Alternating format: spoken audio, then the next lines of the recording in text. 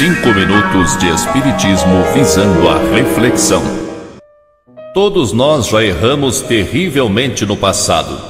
Através de múltiplas reencarnações, atravessamos todos os períodos da história.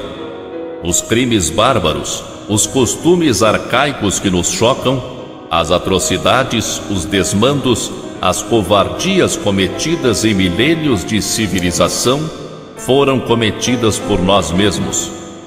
Por conta disso, todos nós já carregamos culpas que muito nos fizeram sofrer. Quantas vezes será que desencarnamos em péssimas condições morais? Quantas vezes ficamos presos nas grades das nossas próprias culpas, convivendo incessantemente com as acusações da consciência? Quantas vezes imploramos para reencarnar, nem que fosse nas condições mais precárias? A reencarnação muitas vezes é o último refúgio de um espírito atormentado pela culpa. Sem conseguir esquecer os erros cometidos, sem conseguir lidar com o remorso, sem se arrepender a ponto de ensejar um esboço de recuperação, não sobra alternativa a não ser esquecer temporariamente de si mesmo e de tudo que lembre os enganos praticados. E o meio de esquecer, pelo menos em parte, é reencarnando. Esquecer em parte, porque não esquecemos completamente. Muitas pessoas têm grande curiosidade de saber das suas existências passadas, mas trazemos em nosso íntimo tudo o que já vivemos.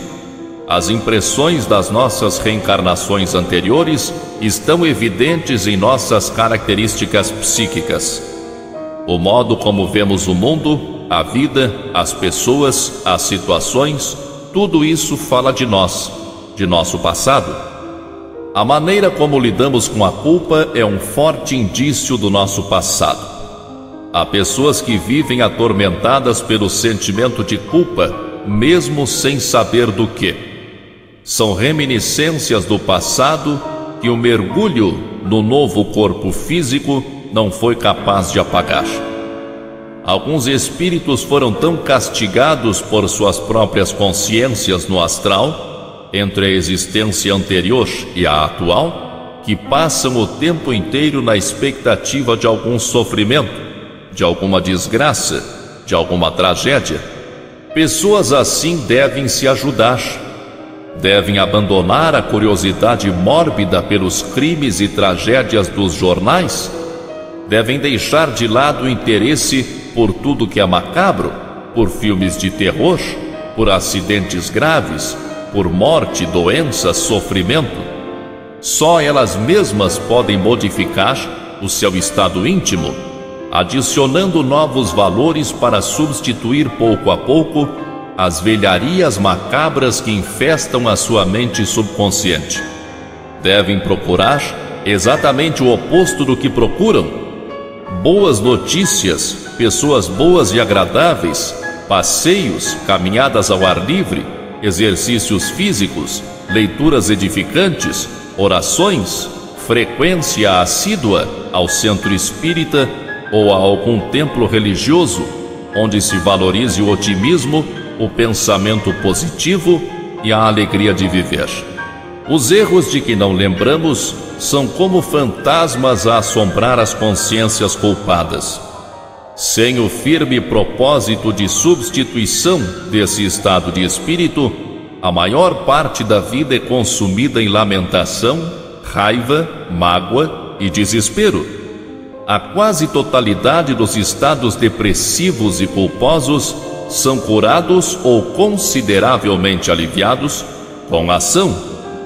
Se a pessoa que vive sob a culpa souber ajudar a si mesma, poderá em pouco tempo se tornar alguém compreensivo, paciencioso e tolerante com as falhas alheias, por saber que em si mesma há um mundo insondável de erros a serem redimidos e trabalhados. O melhor remédio para as enfermidades do sentimento de culpa é o serviço em benefício do próximo. É dedicar-se a algo de produtivo e útil. Todos nós, em maior ou menor grau, somos espíritos culpados, muitos em vias de regeneração. Precisamos estar sempre prevenidos contra as lembranças nefastas do passado culposo. Lembrar os erros cometidos não acrescenta nada. Temos que ter consciência de nossa pequeneza moral e avançarmos sem receio, mas sem rememorarmos nossos erros ou tentarmos buscar na lembrança desta ou de outras existências as causas de possíveis sofrimentos atuais, que na maioria das vezes são solucionáveis ou contornáveis com autoajuda permanente. Força e paz para você.